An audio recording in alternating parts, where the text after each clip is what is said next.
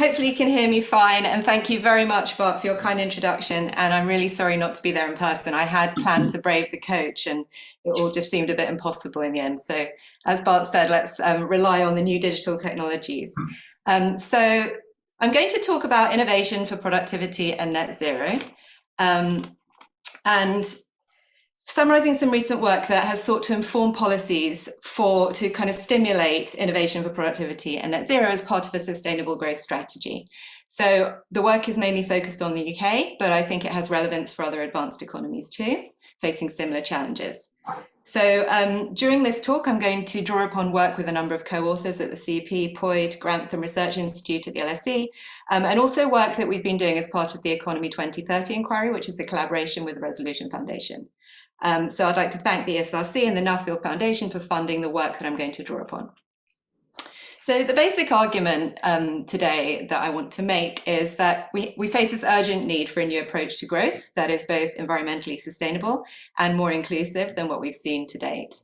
So this is given the major challenges we face, our long-standing poor productivity performance and the associated stagnation in real wages, the target to achieve net zero greenhouse gas emissions by 2050, and all of this in light of the massive shock of COVID, current uncertainties due to the energy crisis, change due to Brexit, and in the presence of large-scale and persistent inequalities across and within regions.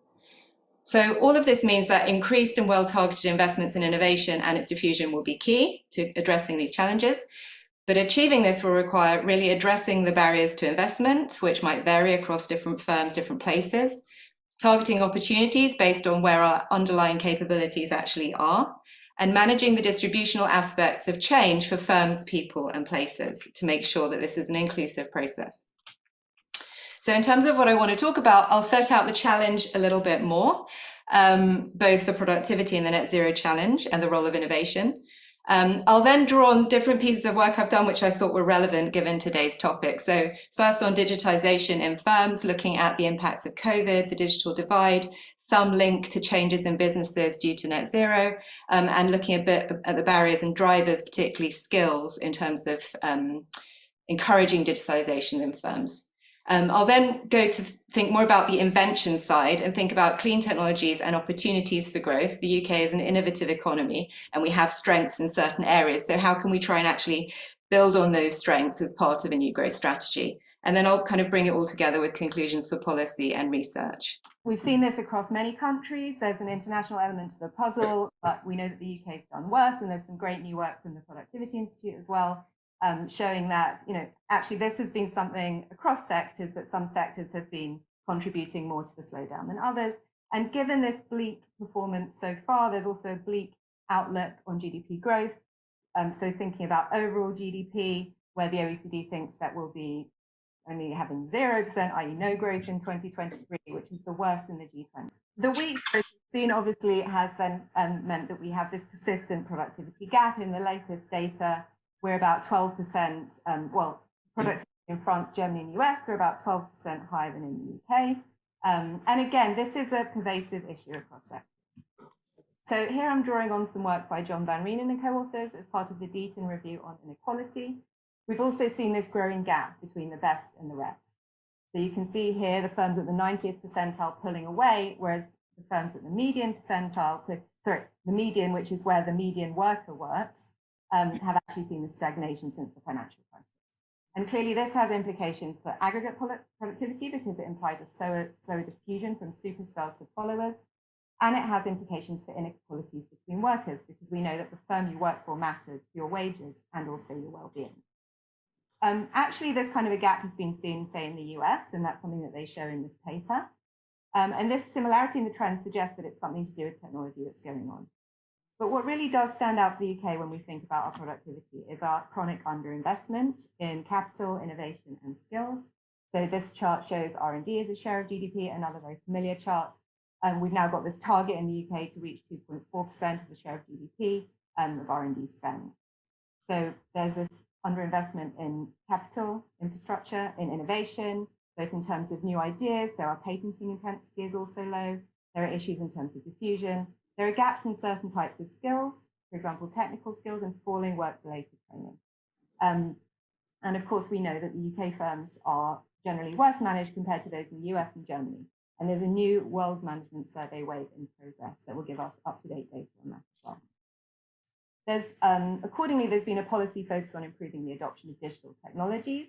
So this chart from Eurostat shows that the UK has been middling, particularly its SMEs, in terms of overall kind of digital adoption. Unfortunately, the UK aren't in this data set anymore, but I think, you know, this is kind of pre-COVID, it gives a good picture of where we are.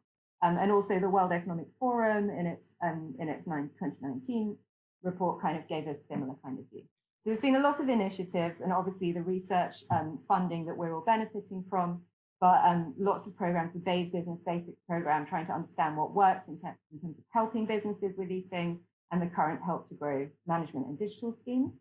The key question for policy is what's the right balance between policies to improve diffusion to lagging businesses versus allowing or promoting dynamism and reallocation of resources from less to more productive firms. Okay, now the net zero challenge. The next phase of decarbonisation requires change across the UK economy.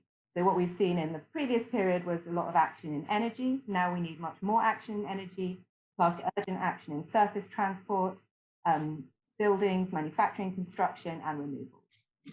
So this then implies lots of investment.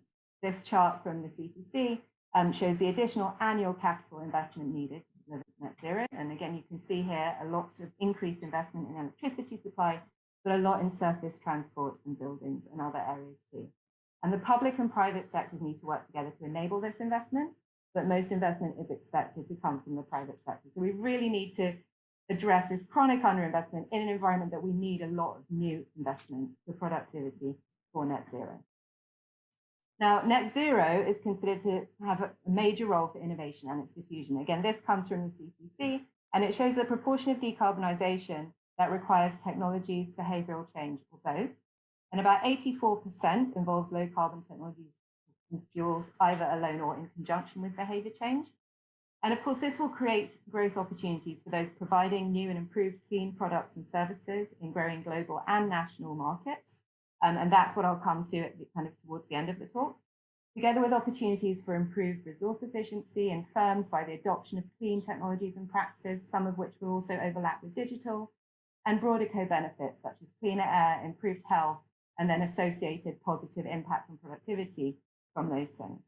Of course, there are, as in any period of technological change, there are winners and losers, and there are potential negative impacts and trade-offs on productivity for certain firms in certain places, so at least in the short term. So such issues will need to be identified and managed.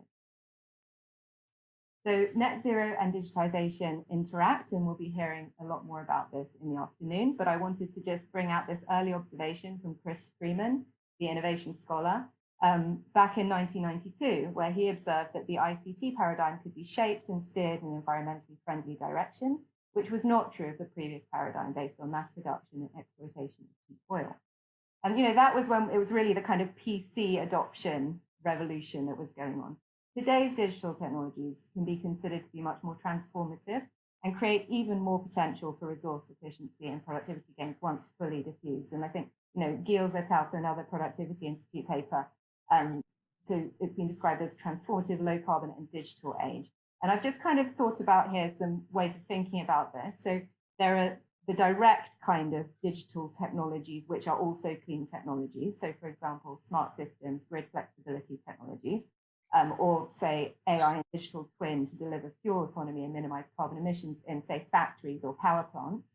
And actually what I'll do later on is identify some digital clean patents and firms. And then there's the kind of concept of complementarities, which I know we'll also be hearing about later today with some ERC analysis, whereby the use of data and analytics and reporting, tracking emissions and operations, optimizing processes, smart manufacturing, and even remote business meetings and service delivery like we're experiencing now, all of these things are complementary with net zero practices. Of course, here we're talking about the application of digital technologies, not the actual environmental impact of the ICT sector itself, and this is also something that needs to be managed. So what this all calls for is a new approach to growth and the features of sustainable and inclusive growth. This is something that we set out in a paper with Nick Stern in Research Policy. They differ kind of in different periods. In the immediate term, we can think of lots of technologies that we can invest in now, or change we can invest in now. These can create new jobs, which in separate analysis we've shown tend to actually be quite good jobs with some sort of a pay premium often, even after controlling for other factors. Boosting shorter run demand, improving supply and efficiency, particularly a concern now with the energy crisis, reduce waste and pollution, build resilience and generate benefits. Then you would expect with the increased investment and action and focus that you'd be able to unleash new waves of innovation, technical change as net zero and digitization interact. And then beyond that, we know that we don't really have any other option if we actually want to maintain planetary health and economic health too. So we can think about this in terms of accelerating a process of creative destruction. And here we draw on a lot of theoretical and empirical literature on directed technical change. Philippe Aghion has a book on creative destruction where chapter 9 kind of summarizes this really nicely, and we also summarize some of it in our paper. But this is, so it's creative destruction with a purpose, i.e.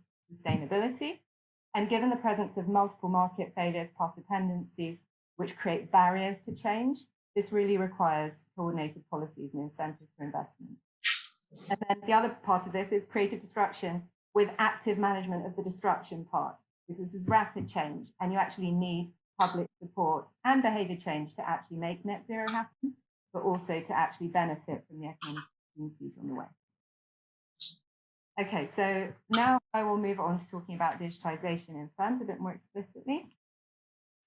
So I guess since the crisis started to unfold, many were wondering what's the impact of this. We could see new digital technologies being adopted around us, but what would be the lasting impacts of these one-offs? Will firms move on to a more innovative trajectory? Some people were quite optimistic about this. Theoretically, at that point, you could argue that a crisis such as the pandemic could slow or accelerate technology adoption. And we wrote a piece with John Van Reenen for the Economics Observatory on this, with a bunch of references. But you could think, okay, this crisis could force firms to adopt technologies to deal with the disruption, which is obviously the case with COVID and remote working. Having some time to rethink ways of doing things, taking a pit stop, this has been likened to actually thinking more broadly about organizational change. On the negative side, you can have a lower incentive to adopt due to falling demand, potentially for some firms, and uncertainty. And of course, while we hope that the worst of COVID is behind us, we continue to be in very uncertain times. Liquidity constraints prevent adoption, and managerial time diverted to dealing with a crisis can also prevent kind of productivity enhancing improvements in businesses. And then kind of between firms as well, it might be that there's a reallocation effect, where the crisis would be harder on less efficient businesses, which might shrink the most. So it's kind of compositional effect you might expect in the economy. But given these potentially countervailing forces, it's important to understand what's been happening kind of in real time, why it's been happening, and how this is evolving, what the lasting impacts will be. Plus, COVID has been fundamentally different from other recent crises, not just because it enforced lockdowns in various ways for people and sectors at different times, but also because lots of the technologies to allow us to deal with it were kind of ready and already in use to a certain extent, which meant that there was this kind of very quick uptake of lots of technologies. So now we have data from the UK Innovation Survey, which is the main official data source on business innovation. This now covers the 2020 period. And so you can see here, which process innovation, it's a broader concept than just digital technology adoption, but you can definitely see here that there's been this uptick, and the uptick is bigger for the large businesses than the small businesses. And this is something, in our surveys, which I'll just discuss in a minute, but other surveys have found that, yes, COVID has induced more businesses to make changes in their business processes, but perhaps bigger firms have tended to do this more. So this risks kind of growing the digital divide. So just to introduce the survey we did with the CBI. So we worked together with the CBI to do some very quick turnaround surveys of businesses. Well, the first one was 3 months into the crisis. So before other data sets would kind of be ready to show us what was going on. We wanted to understand particularly process innovation, but we also included questions on product innovation. And we considered 3 main areas: digital technologies, where we had kind of list of relevant types of technologies to prompt businesses; digital capabilities; management practices, where we were really getting at the kind of WMS World Management Survey type management practices, but given time constraints, we couldn't go into a full questionnaire like that. And then finally, the product and service innovation, so introducing new products and services. So as I said, we've done 2 waves, one immediately as after the first lockdowns and another one a year later. And in wave 2, what we did was we went into much more depth on digital technologies, working practices, impacts on the business and workforce, or self-reported impacts. Got more baseline info to basically motivated by different parts of the literature to explore the types of things we expect to be associated with more adoption. And also some questions on net zero, because this was, of course, in the run-up to COP, and lots of action and discussion amongst businesses on net zero. So I will just caveat that it's not a representative sample. Our businesses tend to be larger than usual, but actually the spread regionally and sectorally is relatively representative. But we explore heterogeneity in our analysis, and we do benefit from detailed questions on technologies and impacts relative to some other surveys. So our surveys suggest that COVID accelerated innovation in firms. So you can see here, this is from our second survey. So it's the full period. Had businesses adopted or made any of these changes across digital technologies, capabilities, management practices, or product service innovation? And high shares of them had. We asked them, was this due to the pandemic, or did the pandemic prompt this? It wasn't something you're going to do otherwise. Did it accelerate it, or no influence? And you can see overwhelmingly, most businesses consider the pandemic prompted or accelerated something. It wasn't all an initial response to the pandemic, i.e. it didn't all happen in the first lockdown. In our second one, we kind of asked about change over time. Digital technologies, there was a big kind of increase in that first period, but there was continued adoption after that. But further, across all these areas, further innovation did carry on. And in terms of future plans, nearly all of the adopters expected to continue employing these technologies, i.e. they weren't just a short-term fix. And about 57% of adopters considered that their experience in the pandemic had accelerated their future plans. Of course, this was before the new kind of crisis and uncertainty that's currently involved with energy. So as I already mentioned, as we saw in the UK Innovation Survey, innovation patterns have been uneven. So this shows how these adoption rates differ across different firm size bands. And you can see generally it's kind of going up for larger businesses. An interesting pattern on product service innovation there, where actually some of the mid-sized firms were perhaps doing less of that. So we also, when we put this into a regression framework, we also find that larger firms and those that were already innovating, i.e. had already adopted new digital technologies, or say relevant for product service innovation, had already introduced recent products and services, they were more likely to innovate in response to COVID, so controlling for other factors. We also found a correlation between innovation rates and firms having a higher kind of degree share or more human capital, but once you control for all the other things, that one, which is likely to be correlated with other things, doesn't survive. It wasn't all remote working. So we asked about a whole range of different technologies, which we informed through discussion with CBI and looking at other surveys as well. You can see there actually remote working. So here we've got adoption before the pandemic, only after the pandemic, or pre and post the pandemic. And you can see the second one there, remote working, there's definitely this big kind of increase there in terms of only doing something after March 2020. But you can see that there are quite high shares across different areas where innovation happened post-pandemic, and also in terms of the green bar, which is pre and post, kind of continual process. We also asked a more general question to understand how these technologies were being applied to the business. So we asked, what business function did newly adopted technologies relate to? The most common was sales and marketing, in fact, with 70%, followed by people management, remote working, 65% of businesses said that, and accounting and finance, nearly 50%.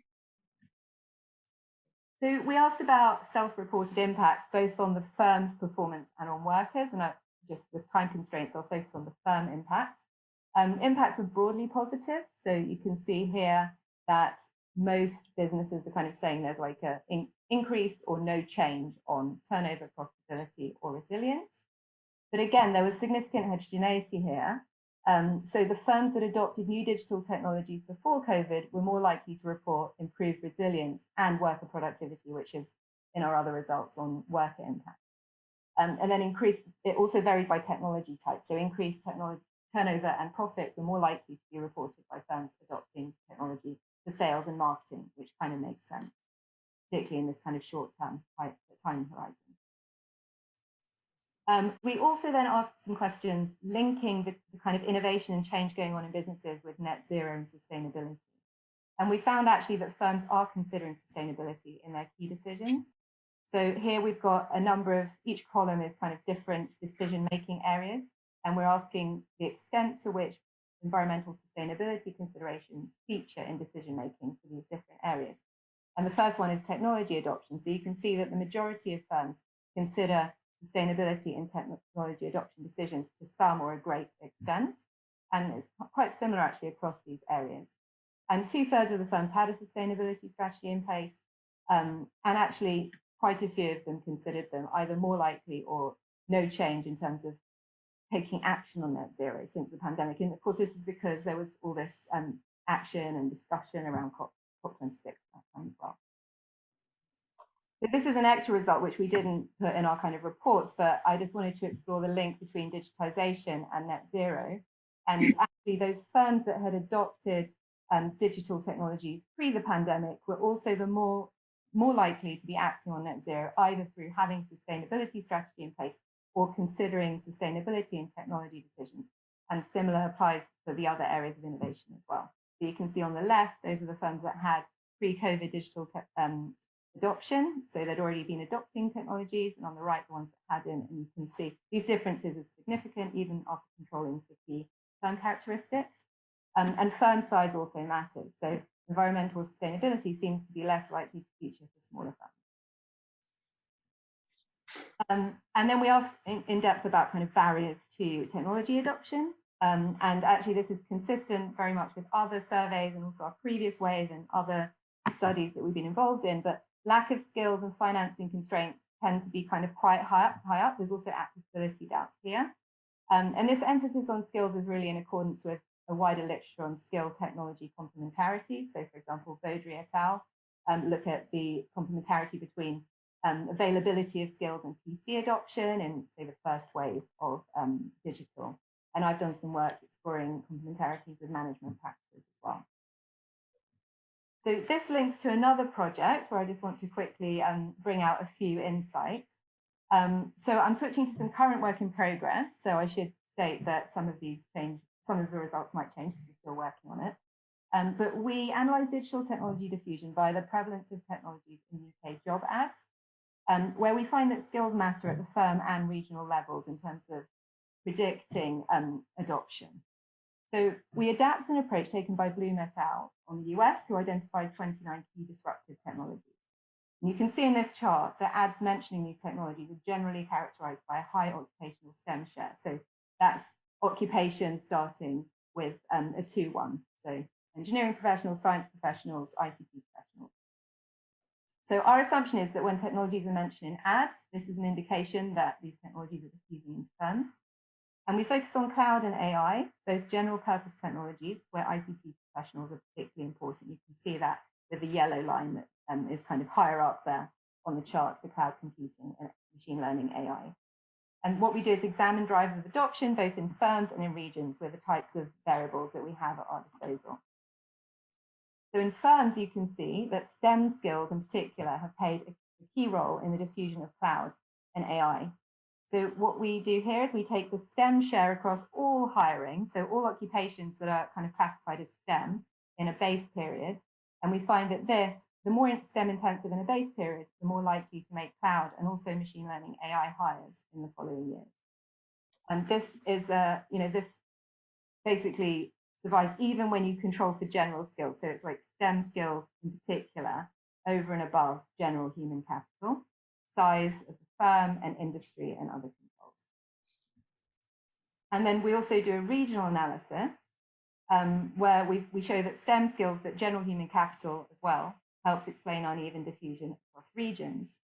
So first we confirm the general human capital matters. Across the first wave, I mentioned Baudry et al. In the US, we kind of do similar in the UK. That's the first chart there on the left shows PC adoption in the early 2000s. And we actually find that the general human capital relationship is very similar to what was found across US cities. But we find that STEM skills appear to matter in particular. So here I've shown the general correlations, the lagged STEM share in a travel to work area, which then has a positive relationship with adoption, both in that first wave of PC adoption and then in this later wave, the new wave of cloud and ML AI technologies.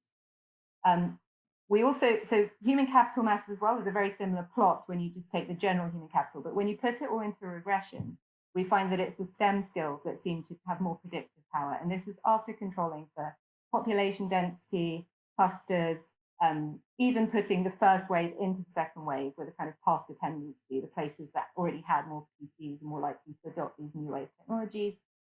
So this is an interesting fact because obviously there's a lot of discussion about where we have skill gaps in the UK. There's a lot of focus on improving STEM. So the fact that general human capital, but particularly STEM, is so important for digital technology adoption, we think is an interesting new piece of evidence. So in terms of the implications of the work that I've just showed you, well, there is this digital divide and it appears to have been amplified by the pandemic. So it appears that pre-existing capabilities and skills really matter. Is there a chance that also the more digitized firms are getting ahead on net zero? Well, I don't have robust evidence on that yet, but I've been reading around, obviously, and it seems that there is this narrative emerging whereby there are these complementarities between digital and net zero. And actually, a very interesting McKinsey blog I came across talked about firms that are proactive versus reactive on net zero. The proactive ones are seeing the transition as an investment in the future, looking to capture new opportunities for growth and transforming how they do things.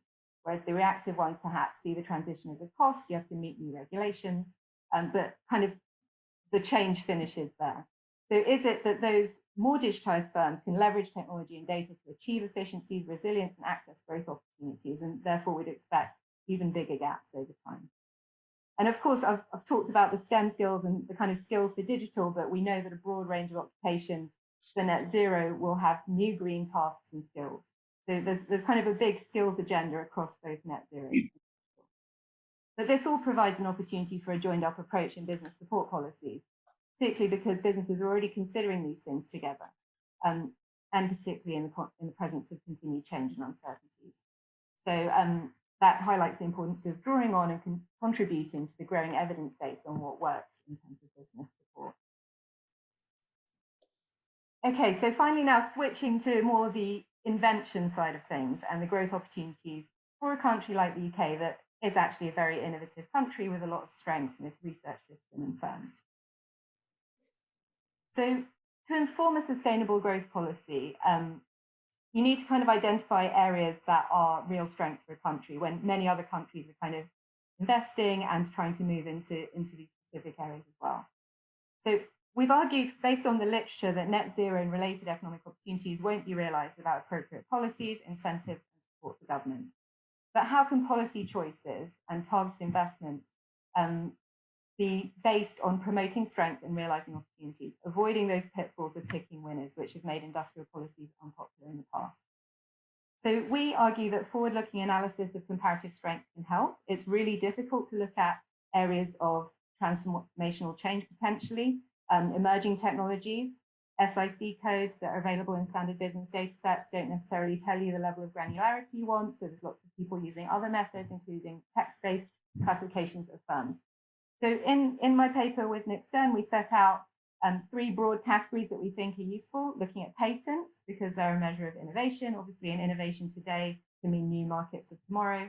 Analysis of trade, particularly considering the proximity of growth areas with your current capabilities. And there's great work from Pierre Andres and Penny Mealy, who've developed the Green Transition Navigator, which we draw on in some of our work.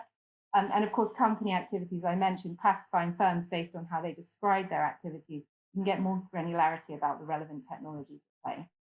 And so developing these types of approaches further for the UK was the focus of some recent work for the Economy 2030 inquiry. And I was just going to go through some of the results on that now. In that paper, we also assess how the UK's financial sector, another source of strength for the UK, we are services exporting superpower, can be oriented towards delivering the investment needed for net zero and for realizing related growth. So our starting point is looking at how does the UK specialise in clean technologies. So we use the concept here of revealed technological advantage, where we compare the share of innovation in particular technology class to the global share in that class. So the UK's share versus the global share, when that ratio is higher, and we normalise it here, so when it's above 0, we're relatively specialised in something. So that's what we show on the y-axis. You can see there's a kind of dark turquoise dot, which shows that overall in clean technologies, we are specialised. The x-axis shows to what extent this patenting area has been growing in recent years. This is the growth area. It's kind of right of the 0%, so it's a positive growth rate there. And then the bubble size shows that this is kind of overall a mid-sized area of patenting. So this is good news for the UK.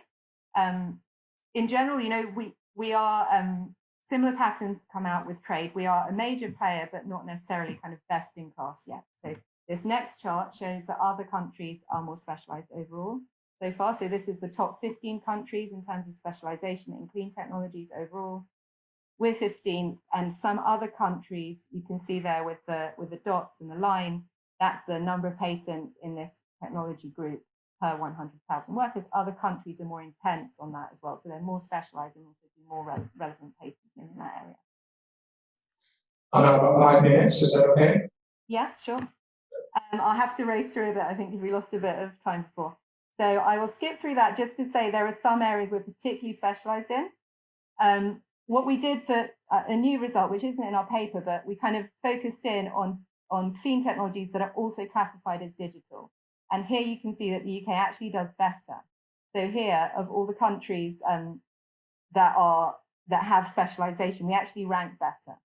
So this is an opportunity for the UK. We have strengths in digital, we have strengths in clean, but we're doing more work on this to kind of improve the classifications. An interesting result is that we use this new methodology that estimates the expected national returns from government support for innovation, including both the private returns to innovators as well as knowledge spillovers to other firms.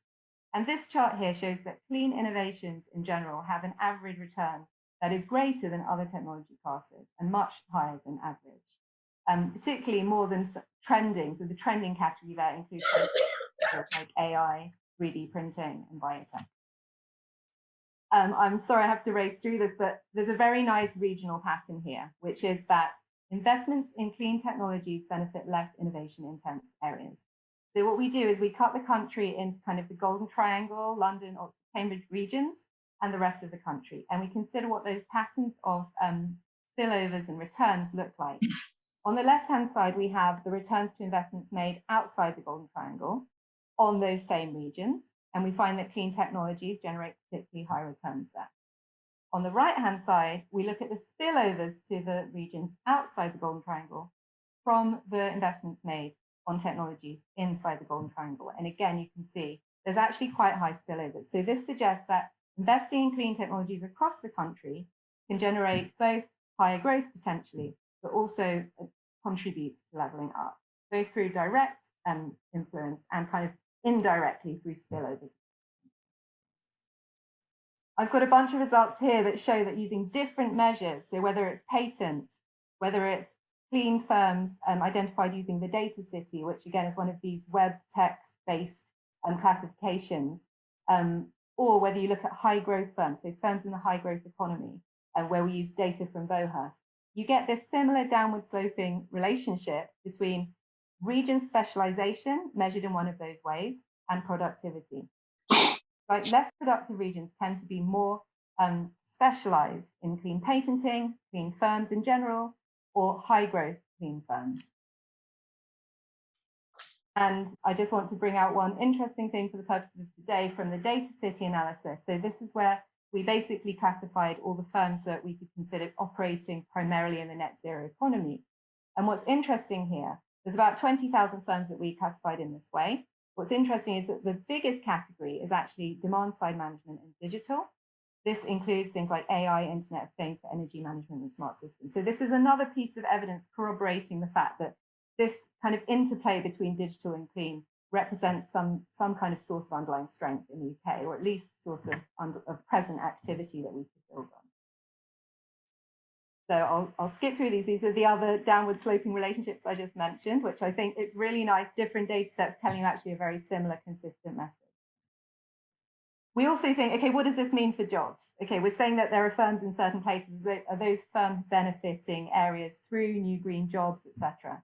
Here we take the data city firms that are classified as being clean, or plants, actually, business establishments, and we take the share of those in different regions across like over the whole UK's number of firms.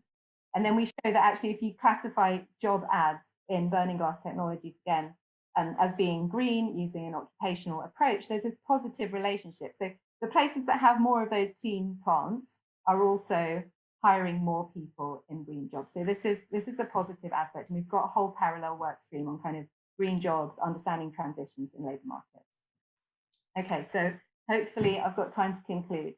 So the policy implications on this piece on the invention side and the growth opportunities side, it shows that the UK isn't yet a clean tech superpower. We find similar results drawing on that green transition navigator as well on the trade side. But we do have potential to build on pre-existing strengths in a number of areas and realise new opportunities. Net zero on its own isn't a silver bullet for reversing the UK's economic stagnation and addressing inequalities, because you could implement climate policies and targets without necessarily actually grasping the economic benefits. You could simply buy technologies in from abroad, or you wouldn't necessarily need to ensure that these and the costs are fairly shared. But if we embed net zero in an economic strategy for the UK that is seeking sustainable and inclusive growth, then it does have the potential, based on these analyses, to drive growth and contribute to levelling up. So finally, to conclude overall for policy, with the invention and diffusion of clean and smart technologies, it's possible to achieve this kind of stronger and more appealing growth. But we'll need coordinated, credible government policies to enable investment. There are significant barriers to investment, and we really need to address the various market failures and path dependencies to enable this to happen quickly and at scale. So targeting opportunities based on a solid understanding of capabilities, and we need to continue building that understanding. Building skills for innovation and its diffusion will be fundamental, not only for innovation, but also for improving outcomes for people as well, and managing distributional aspects of change. And all of this requires long-term yet agile institutions and policy frameworks to reduce uncertainty for businesses. And we've made a lot of progress in a number of areas, but industrial policy is one area where we've still had a lot of stopping and changing, and where we could do with some longer-term frameworks. In terms of conclusions from research, this is very much an active research agenda for us, with loads of new projects planned and in progress. We need more empirical, theoretical, and interdisciplinary research to inform this kind of change, involving real-time data and analysis, defining, tracking emerging technologies in terms of their invention, their diffusion into firms, and their impacts on firms and workers, identifying the opportunities and complementarities between different technologies. So I think, again, we'll hear more about this later, but complementarity between digital and clean processes, for example, and parts of the system. And we need research and policy in tandem. So whether it's research by those who are inventing and developing the new technologies themselves, or whether it's the research by those, perhaps more us in the social sciences, building understanding of what works for increasing innovation and diffusion of digital and clean technologies. Thank you, and that's it.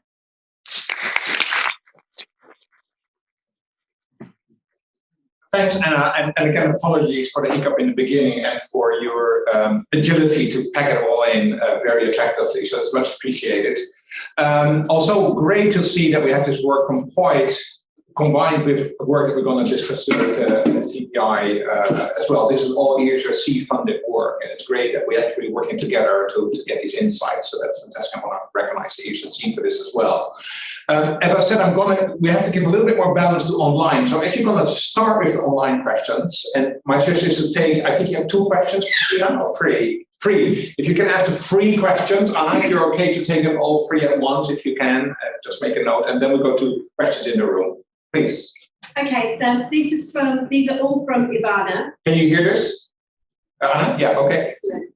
So the first one is, how are clean digital firms defined and classified in the data? The second one is, what is the policy mix in terms of incentivising mature green tech adoption versus frontier tech innovation?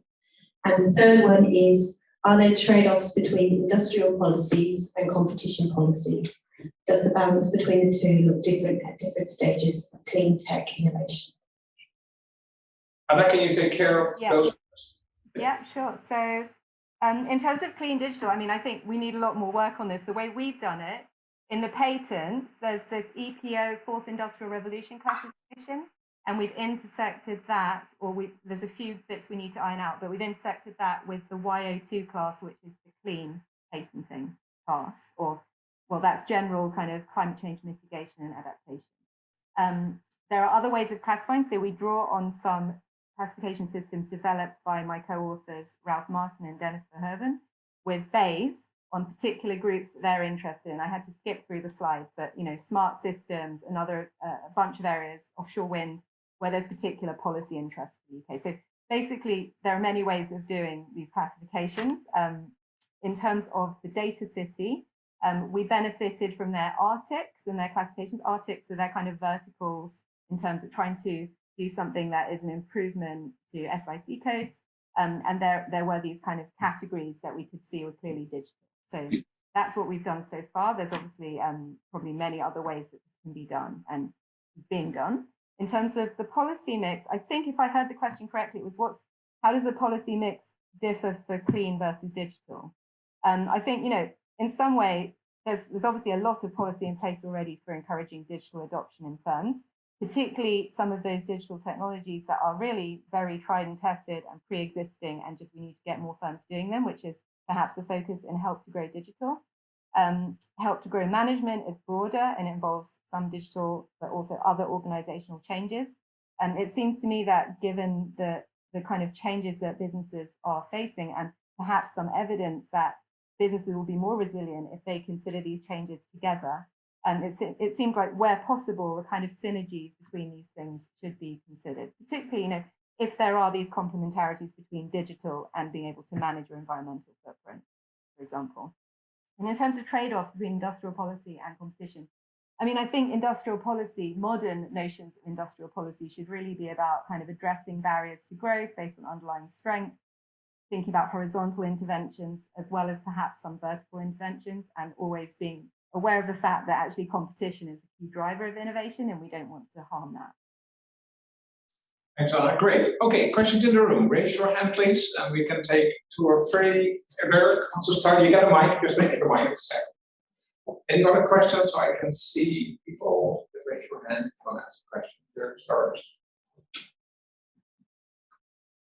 Hi, Anna. This is Dirk Pilat from the OECD. Thank you very much for a really interesting presentation. My question was a little bit on the downside for the sustainability agenda from digital. I think that's something at least we see quite a lot of discussion about, particularly on the massive energy needs of artificial intelligence, a lot of energy needed at the moment for Bitcoin mining, the whole discussion about electronic waste and these types of things. So I was wondering a little bit if you can say something about that and whether you're doing any work on that.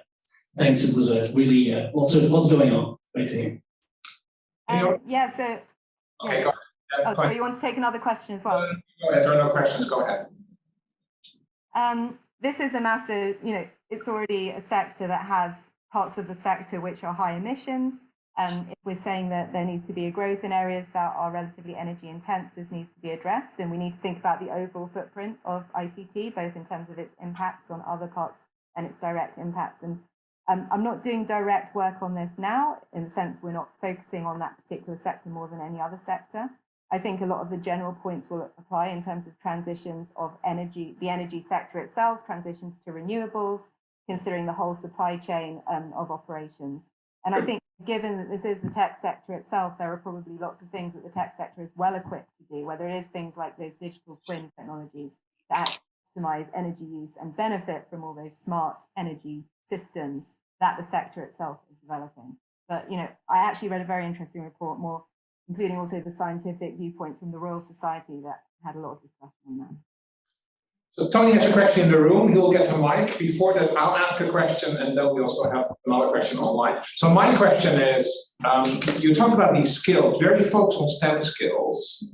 There was, I think, only one skill you showed, which was marketing and sales skills. There's some other research that actually does suggest that these kind of softer skills do matter at least as much. Now, the question is, are you more focused here on sort of generating a new technology rather than on the diffusion part of the technology? So what you're thinking about these STEM skills relative to these other kind of softer types of skills? And before you answer that question, I'll let Tony ask his question for the panelists.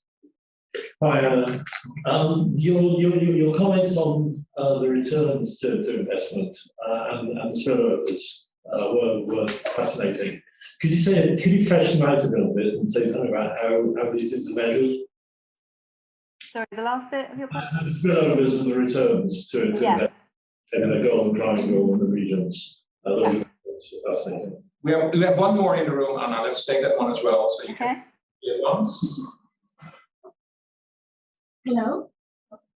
Hi. 1 second. Hi, thank you so much, Anna, for a wonderful presentation. FK from this University Business School.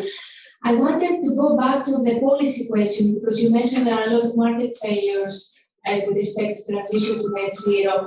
And so what would be your recommendation with respect to the policy mix? Do we need more environmental policies? What environmental policies? And whether there is place also for digital policies. For example, in the spatial unit of a city, do smart cities, can they enable at that level systemic transition towards net zero? Thank you. Okay, Anna, go ahead, please. Thank you.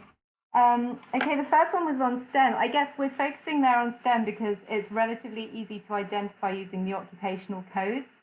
And there was kind of a pre-existing reason to look at it in terms of some of these technologies. Well, I should answer your first question. We were looking more at diffusion. So we're considering that a proxy for adoption in businesses, but with our data, we can't differentiate between a business that is developing its own new cloud technology and one that's basically adopting cloud and needs people to help with its own adoption. So that's one kind of caveat. But I actually personally, not in that particular project, but personally, I'm always interested in other skills as well, such as creative skills as well. So I think STEAM is a nice way to think of it rather than STEM, particularly given all these, the new kind of applications that we're seeing involve often system design like smart cities. You need creativity in the solutions as well, and potentially also in the application in businesses. So it's something we could explore more with those data, actually, look at which occupations can give us those types of skills. In terms of Tony's question, so I think, I didn't have much time to go into that, but it's basically it's a methodology that takes the average return to a patent by looking at technologies in a particular class, and those that then see kind of an uplift in their stock market value on a patent. Then there's basically a calculation that attributes that to other technologies in the same class. But it accounts for the private return, it accounts for spillovers to other firms through forward citations and patents, and also kind of the relative cost of subsidy, government subsidy into different technology areas. So it kind of comes up, it's a methodology developed by Ralph Martin and colleagues, and there's kind of there's a CP discussion paper actually setting out a lot of the detail. But what we've done is applied it to these, well, actually Bayes commissioned some work applying it to their technology classes of interest, and we also there have like the overall YO2 class and break it down in our paper into more disaggregated technologies as well. And it's just really interesting that this is an area when you look at, say, the less innovation intensive regions in the UK, if you fund, the idea is if you're funding R&D into clean technologies in those areas, it generates a lot of returns for those same areas without much leakage. But if you fund that kind of research in the Golden Triangle, it not only creates value in the Golden Triangle, but also spill over to the areas outside the Golden Triangle. So we thought this is an important result given the current focus on kind of place in R&D spending decisions.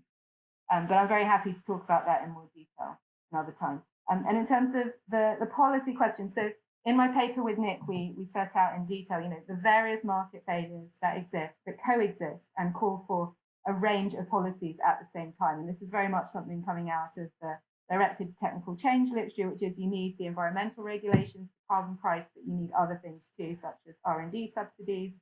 You need to address network and coordination issues, because a lot of this, as you said, smart cities, this is network and coordination as a role for policymakers, because individual private sector actors can't solve the problems themselves.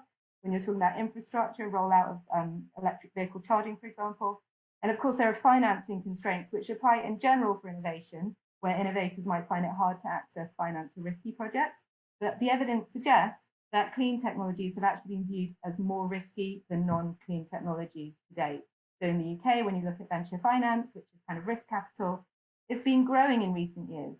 We're kind of, in volume terms, we're first in Europe, that the share going to clean tech investments has actually been falling. So there are many areas here, and what we need, given the scale and the urgency of the change, we kind of need all these things together pointing in the same direction. Okay. We're running a little bit over, but let's take the two final questions on online very quickly and a very brief answer. Hi, this is from Nick Blaney. Can you explain on the complementarities between net zero and industrial policy more explicitly?